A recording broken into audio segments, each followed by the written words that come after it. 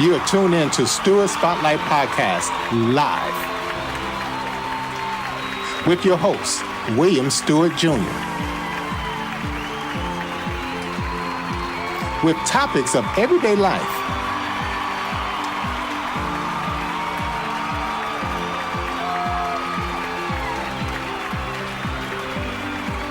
Tune in every Friday at 9 p.m. Eastern Standard Time. Live streaming on Facebook and YouTube. Today's guest, Coach J.C. Davis II.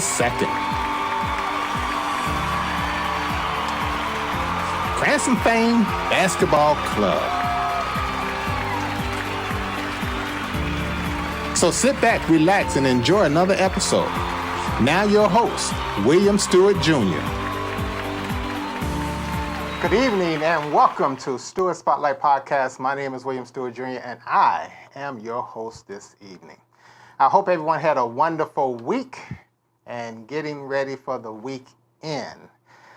You know, the weekend comes and it goes so fast. Before you know it, it's Monday. Or start all over again. Today is Friday, August the 1st. August is here already. Wow. And you know what that brings? It brings this. Happy birthday to you. Happy birthday to you. Happy birthday, dear viewers. Happy birthday to you. Yes, that's right. If this month is your birthday, happy birthday to you. And also, if it's your anniversary, happy anniversary to you. Also, you know, it's that time of the program. I need your help. Now you're asking, how could I help you? You can do this. I need your support. I need you to like, share, subscribe, comment, and make sure you turn on your notifications. So therefore, every time you hear this, you know that Stewart Spotlight Podcast is live. Yes, that's right. Make sure you turn on your devices. And every time you hear that bell, turn on your iPhone, laptop, computer. Tune in to Stewart Spotlight. Leave us a comment. Give us some feedback, how you enjoying the program. My message for this week. The message for this week is never be afraid of change. You may lose some good things, but you may gain even better. Let that marinate into your system a little bit. Today's guest is Coach J.C. Davis II of Krimson.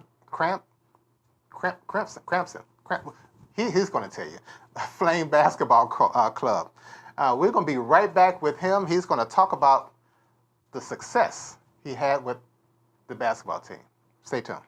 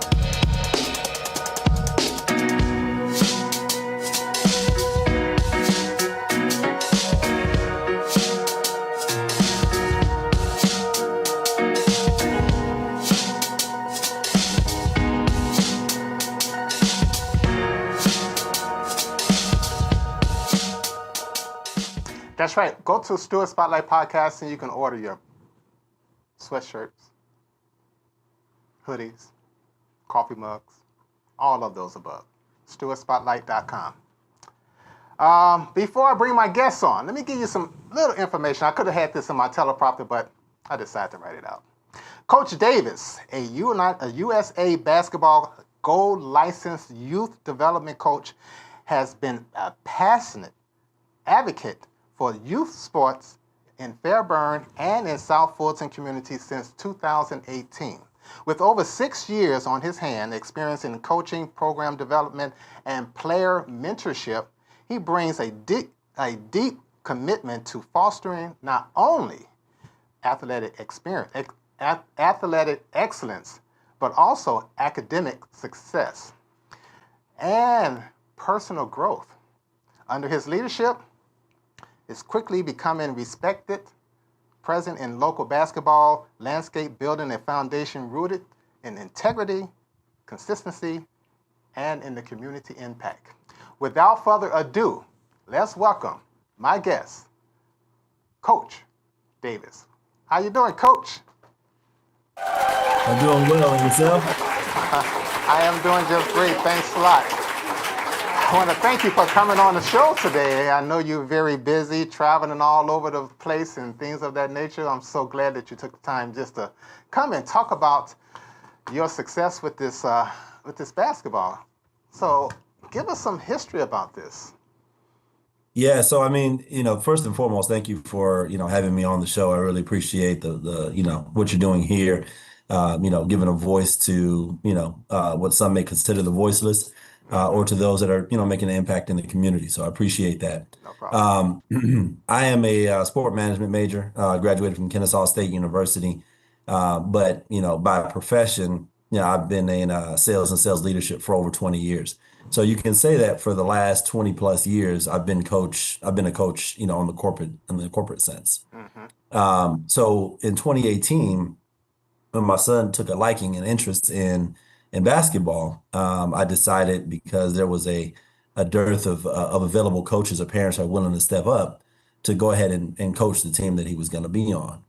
And so my first foray into coaching youth sports was, coaching 3 and 4-year-olds on the basketball court. Now, I don't know if you've ever seen a 3 or 4-year-old basketball game, but it's really kind of like tackle football on hardwood. There was no dribbling, very little shooting. All the just rules see goes out the ball, window. see ball, get ball, and probably about 9 people, chasing one ball. So it was an interesting experience. But myself and one of my other coaches, quickly learned that there's an opportunity here to, really pour into these young men, these children at the time, and teach them, the basics and the fundamentals, of basketball and of sport, and to make it fun for them, which I think was a key. A lot of times, parents are so, my son is going to be the next Jordan, the next LeBron James, the next Kobe Bryant, right? And they put a lot of pressure on them early on. Right. So our emphasis or focus was on making sure they had fun in the process and developed a love for the game, through fun. Wow. So now you've been doing this for how long? Since 2018. And now, what was the age group at 2018? About 3 to 3 to 4 5. year olds. Okay, so now did you graduate to another level, or you still stuck with them? Yeah, no, we've matriculated every year, seems like. And now we're coaching kids that are, in the 10U bracket, which are 9 and 10-year-old, and then 11 and 12-year-old. So we've got 2 teams. We started from 1 rec team to now we have 2 teams. And we've kind of, kept the core of some of those kids. We've got about 3 or 4 of them that have been with us since they were 4 years old. Okay. And then we just kind of added on over the course of the years. And so we've got a 10-year-old team. My son, who's 9, is on the team, and the other coach's son, who just turned 10, is on the team. And then we got some older kids as well, too. Beyond that, this year, in March, we launched Crimson Flames basketball skills training. So we train out of Fayetteville, Georgia. And what we did was say, hey, you know what? Instead of just keeping this to the people that are on our team, we opened it up to the community. To now we provide training for boys and girls ages 6 all the way up to 15 years old, Wow. twice a week. So that's been pretty successful. A lot of people are loving having an option here on the south side of town to be able to take their kids to, drop them off for a couple of hours, and to teach them the ways of basketball. Now, do they have a chance to compete with other teams, or they just play among themselves? So the answer is yes and yes. Okay. So in our skills training, we scrimmage almost every single day. After we spend about an hour, we spend about an hour and 15 to an hour and 30 minutes worth of actual skill development. And then the last 30 minutes to 45 minutes, we'll let them scrimmage, because it's important not just to learn a skill set, not just to learn, movements, the kinetic, pace of the game and, body movement and all of that, but it's important to apply it in a game setting as well, too. So a lot of times people just go to skills training for an hour and they come home and then that's it. So we do it for 2 hours and we say, hey, we're going to spend an hour and a half, hour and 15 minutes actually training. And then we'll let you scrimmage, which, will give you an opportunity to kind of implement some of the things in a free play environment. We blow whistles and so we call calls. It's not, Now, completely free play, but now I it heard you, gives them that opportunity. I heard you say that the parents come and drop off the kids and they just go. So it's your responsibility to take it from that point for a couple hours, and then they come back and pick up the kids. Yeah, yeah. So the reason why we do that is because, if you've ever watched youth sport, one of the things that you'll see is that whenever a kid does something good or does something bad, they automatically look to the sideline or they look to their parent to see, hey, do I have your approval or do I have your disapproval? So what we've done is we tell the parents, okay, once you drop your kid off, you sign them in, you leave, get out of here, go, run some errands, go cook dinner, go enjoy you time, go grab something to eat, whatever you want to do for 2 hours. Come Okay. back. If you want to watch some scrimmage, you can. Otherwise, be here when it's time to pick up. Because what we found is that the kids are more open to learning a new skill set and making mistakes when their parents are It's not not there. there in the gym. So Right. it allows them the opportunity. And I always tell my kids, this is the place where you make mistakes. This Mm-hmm. gym is where you try something new. And we are pushing a lot of these kids past what they're comfortable with doing. And Mm-hmm. even my more advanced kids, I always tell them that if you're not in here making mistakes, you're not pushing yourself hard enough. I don't want you here doing the drills just to do them. I want you to do them as fast and as good as you can so that when you get into a game situation, it translates, right? You can't go 50% in practice or in training and expect to go 100% in a game. So I always tell them that. But yes, we tell the parents drop the kids off, leave them with us, and it allows the kids to be a little bit more free, when they're in the training environment. Now, what about the parents who cannot go somewhere? Do you have any problems with them? Because I'm sure that they be, why you put my kid? Why aren't they playing? Things of that nature. Yeah, so what we do, and this is specifically for the skills training, is where we train at is not that far from a major shopping area. Okay. We'll just say that. So Okay. there's, parents always have things that they need to do, Okay. right? Go get groceries, go home, go cook, go to the movies, go grab a margarita if you want to the Mexican restaurant. Okay. So for those who don't, they stay, the parents stay in their car, right? Those who don't leave and they just wait, that time. Mm-hmm. What I usually do is allow the parents to stay on the very first time they bring their kid in so they can see what we do, right? So they can understand, hey, this is the format, myself, another coach, this is how we teach, this is how we instruct, and this is what your kid is learning. And every kid who's ever come for the first time always wants to come back again and again and again. So we're doing something right where, the kids are learning and they're enjoying it. And the parents, a lot of the kids that are training with us now have been with us since March, since we started. So, and not only that, but they're seeing the progress in their child and their athlete's development. Okay. And that's important. So how disciplined are these kids? But just asking. it ranges. It ranges. Okay. You have some that are highly focused, and you have some that are not so much so. But I think that one of the things that we really do instill in them is that you're only as strong as your weakest link, right? And Mm-hmm. when we're in skills training, we're all a team together. So if one is acting in a way that's unbecoming, right? Or they won't focus, or they won't, they're playing around, they're making, they're joking, and we're trying to give them instruction, then, sometimes, there'll be consequences. You may have to run, you may have to do push-ups, all that kind of stuff, right? But instead of just having one person do it, we make the whole group do it, I was right? just about to ask That about way, that. then they have the social pressure of, oh, I can't, I'm letting down my whole team. This is not just me who's going to see the consequences of my actions, but the whole team is going to bear responsibility for my actions. So by putting that onus on them, what we're seeing is that, kids are taking it more serious. And kids are going to be kids. So we have time where we allow them to just do that and be kids. But, when we're giving instruction or we're teaching a new drill, a new skill, then it's very important to make sure we have everybody's undivided attention. So could you give us some examples of some of the practice of at the age group of 3 to 5 to 9 and 10? What's some of the things they do? Yeah, absolutely. That's a good question. So, when you're looking at kids that are, 3 to 5 years old, the biggest thing for them is motor skills, right? Learning how to move, on the basketball court, learning the rules, what's out of bounds, what is a free throw, where's the free throw line, where is half court, like learning where everything is. And then it's dynamic movement, right? So having kids, run from one line to the next line and back, right? At 3 to 5 years old, it's the movement of basketball and it's taking instruction from another adult that's not your parent, which is important because so we'll do a lot of games, Simon Says, we try to keep it fun, maybe some Duck Duck Goose, right? With the basketball, red light, green light, while they're, trying to dribble basketball. At 3 to 5 years old, it's stationary dribbling.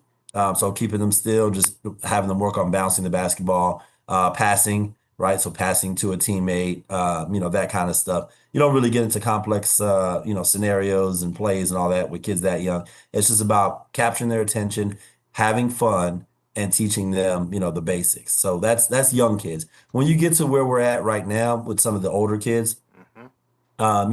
we're introducing play concepts, right? Defensive schemes, pressures, man-to-man defense, zone defense, full court press, press break, and we're working on advanced skill development, right? So, how to make, let's say, a crossover, right? But then from a footwork perspective, where your feet should be positioned when you're making that move, right? Making that move in a lower position so that you can actually attack instead of coming up to then have to go back down as well too, right? So teaching them the body dynamics on, the movements that they're actually doing, and then, teaching them how to play together as a team. Wow, you can train some of these adults who do. So, okay. Now, when you're training them, is this 2 hours constant training, or is it a break in between? Uh, how does that work? We go for 2 hours, but we allow them. And sometimes they have to remind me. We allow them to get water. Sometimes say, Oh Coach, I'm gosh. thirsty. Okay, okay, Okay. you're right. You've been running for a little bit. You might need some water. So yes, we do allow them water breaks and bathroom breaks and that kind of thing. But when these kids get to middle school, when they get to high school, when they get to whatever level they're going to be at, they're going to be used to playing, basketball and doing practices and drills. Couple 2 hours is pretty standard. A lot of trainers only do training for an hour. Some teams only practice for an hour. I want to give them, as great an experience as I possibly can. So, we do structure in some breaks in there for sure. So now, how long is this program? Is it a month, or 2 months, or 3 months? How long of a Yeah, program is it? that's a good question. So we've been going month to month since March. But the way we do it is we give parents three options. You can pay either by individual session, so it's $40 a drop-in session, or you can do four sessions, because we meet twice a week. You can do four sessions, which is basically 4 times a month for like 120, or you can do all 8 sessions, which is twice a week for a month, so basically for 1 month, for $150. Most people see the value in doing all 8 for 150. The cost per session kind of drops to where it makes sense. And so a lot of people will do that, right? And so we've been doing it since March. And as long as there's demand, we're going to continue to do it. I mean, it really started 2 years ago in earnest because I was doing a free clinic for 30 days at Fairburn at the youth center. And I started seeing all these people signing up and asking once the 30 days was up, hey, where can we get more training? Where can we get more training? And I didn't have an answer for them for that, the year before. And so then, when I did it last year, that's when it got even bigger, right? We had maybe 12, 15 people the first year. The second year, I did this in conjunction with Fairburn Parks and Rec. We had 25 to 30 kids, and people were just asking, where are Wow. we gonna? 'Cause it was free. Where are we gonna do this? And we're giving them this training. Where can we get more training? And I just decided, hey, I'm gonna launch this in March, and there seems to be a demand there. People have seen me, they know me from coaching. I've had some teams that have been pretty successful. We've won a couple championships. I've got, all the certifications in place. I got a good team. And so, we launched it and people have taken well to it. So therefore, now, what's an average class size? Is it how many? That's a good question. We have, so when we started, we were about 15 to 17, but average class size is anywhere from about 10 to 14 kids. So that's just one team. That's one group in the skills training. Okay. So now, if you're talking about the actual team play, that's different. My 10U team will have 10 kids this year. My 12U team, well, my 10U team may have, yeah, they'll have 10 this year. My 12U team will have 10 as well too. So I've got 20 kids, and actually only maybe 3 or 4 of the kids on my team are actually in my skills training. So the kids that we're training are kids that come from other teams, from other cities. We've either played against them or they've heard about us, and they see what our kids are doing, and the parents want their kids to be able to perform at those levels as well too. So So now, so you just mentioned about the teams that plays against the other teams for trophies. What age group is that? Is that the older group?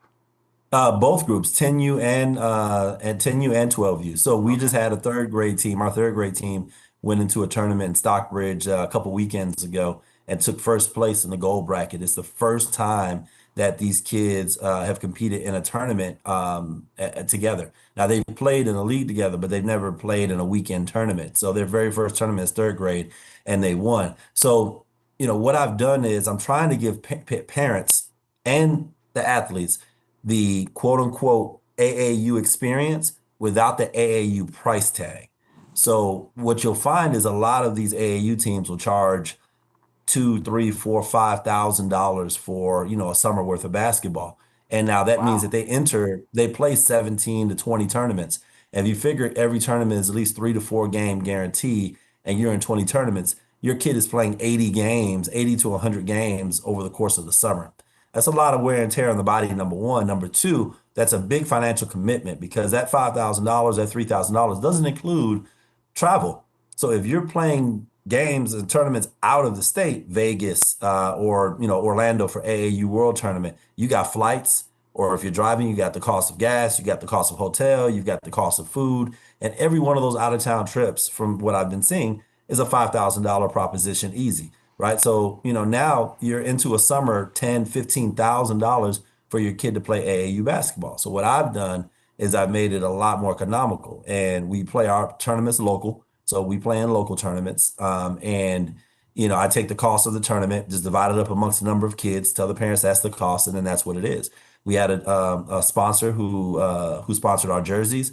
So the parents don't have to come out of their pocket for the jerseys. We already have them as a team. Last year, I was able to secure a sponsor for shoes.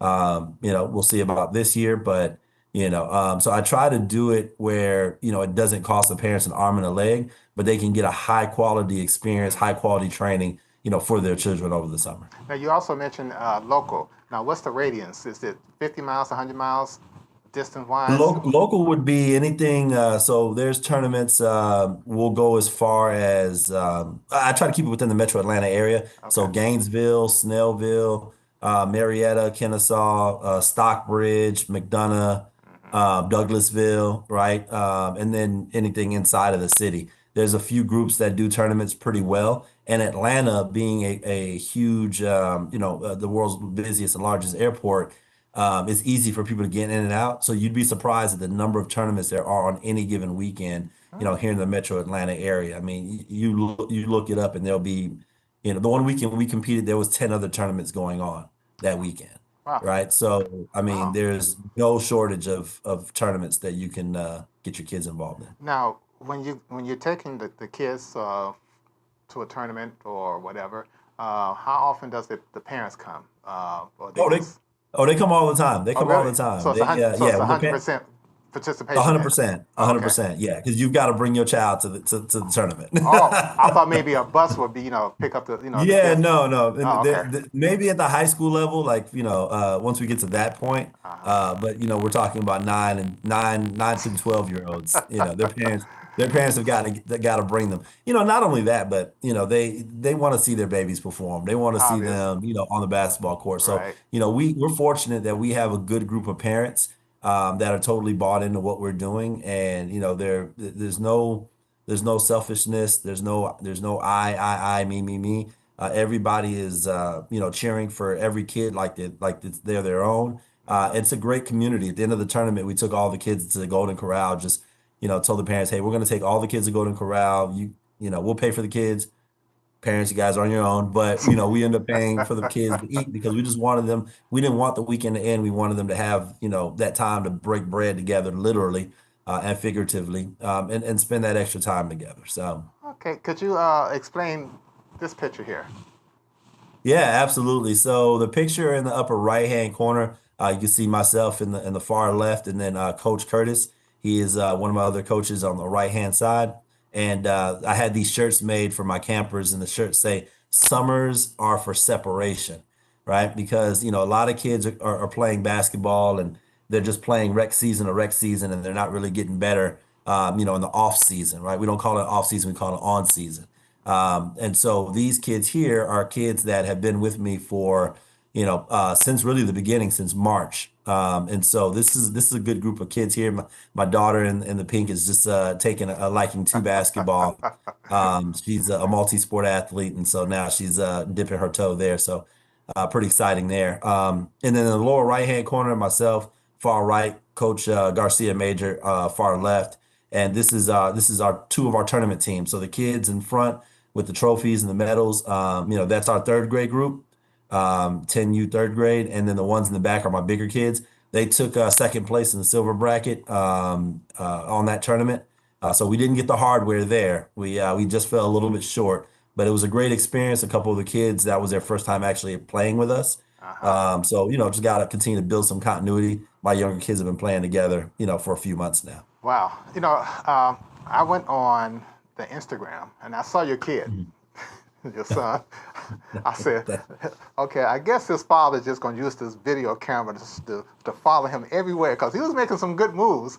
I saw him double drill a couple of times, but no referees called him out. But I'd question that. I want you to point that out to me. He hasn't double dribbled in 2 years, so I'd like to see that. But okay. Well, maybe I just exaggerated just a little bit. yeah, greatly. But yeah, I'll allow you the creative liberty. This is your show. but No, but I had a videographer for that tournament that followed the team around, and uh-huh. actually I have some team content that I'm going to be dropping this weekend, coming up next weekend. We're going to have a team get together, pizza, music, maybe a little pool action for the kids in the summer kind of deal. And then I'm going to release the videos. I got 3 other videos that are team videos. So there'll be a lot of great content coming out here in the next 7 days. So now this takes a lot of your time when you're dealing with this magnitude of events. It does. No, it does. The planning, the recruiting, because there's an aspect of it, some of these kids didn't just come by happenstance. Like, I'd forged relationships over the last few years, and, some parents I was telling, hey, just bring your kid over here. I promise you're going to love what I'm doing. And, they decided to trust us, and now they're just part of the family. So, there's recruiting, there's, the coaching, the training, the planning, the organizing. I will say this, I'm supported by, my wonderful wife. JC, she's done a fantastic job, as kind of the momager of the group, so she's, really handling a lot of the logistics, and coordinating of things. And so it's been great to have her as my backbone, as my support. But yeah, I mean, between my full-time job and then, what I'm doing here, which is basically like almost like another full-time job, and then, other responsibilities that I have in the community, it's it's a lot. But and then obviously being a husband and a father, that's that part too. That's really that's so first and true. foremost. But it's a labor of love, so it's all good. So now you travel a lot with your full-time job. I do. I do actually. I'm in a hotel right now, not at home, Uh-huh. which is why my camera's a little blurry, so I apologize. But yeah, I'm traveling now. So I have a couple of coaches. We got practice on Monday and Tuesday. I've got a couple of coaches that are going to be there that are going to be coaching that. So and so the key is that I'm not doing it by myself. I've built a team. I've got a couple of coaches well, there's four coaches in total now. Mm-hmm. Well, four coaches plus myself. So I got five coaches that all of us are volunteer by and large. So their kids are working with us and training with us and playing with us and they've demonstrated high basketball IQ and a willingness to work and to train and to motivate these kids. So you've got to allow the parents that are willing to help the opportunity to help. And we built a really great team, around us. So what's the age? What's the age cap? So on the skills training piece, I train up to 15 now. But I mean, I won't put a cap on it. I mean, who knows what the future will hold. I mean, I have a kid I was just training this summer for a couple of weeks that's a sophomore in high school going into his junior year. So, we're even dabbling into the high school space. That's what I was alluding to, because after the 15, 14, 15, what's next for yourself with this? Yeah, so the way I set this up with this being a non-AAU AAU team, a lot of these programs, the AAU programs that are out there, go up to 17U. 17U, and they get on what they call shoe circuits, which are like Nike, Adidas, Puma, New Balance, Under Armour, right? They have circuits where they travel all around the US and the world and play basketball. So conceivably, I could keep this group of kids together, up until they're, 17 years old, going into the junior, senior year of high school. So, that's probably where it's going to head. But by that time, the goal will be to have, multiple teams, especially if and continue to build the coaching staff, continue to build the brand. I'd like to stick in that pocket of, kind of 8, 9, 10, 11, 8 years old and up when it comes to actual, team. So third grade and up, I kind of like to, stick with. So now I think, what's the difference? Not to cut you off. What's the difference between your program versus the high school program? a high school program is going to, you have to be enrolled at that actual school, number one. So you have to be a student of the school in order to play. With my program, I'm taking kids that play at multiple different schools, different districts. I'm bringing them together, under one umbrella, in order to play, learn, and grow. So I think that's the biggest difference. And then high school's got some constraints in terms of when they can play. They have a live period. And so with that live period that they have, that's when they're able to play as a team together. But outside of the live period, there's no sanctioned high school activities. Most of those kids that are serious about basketball play AAU basketball in the summertime. Oh, wow. Okay. So now if a person is interested in signing up with you, they can just do this then, right? Yeah, there you go. Absolutely. Send me an email, crimsongroup@gmail.com, 404-969-6717. Also, you can follow us on Instagram at Crimson Flames B-Ball Club, Crimson with a K, Club with a K, Crimson Flames B-Ball Club. And I respond to DMs there as well, too.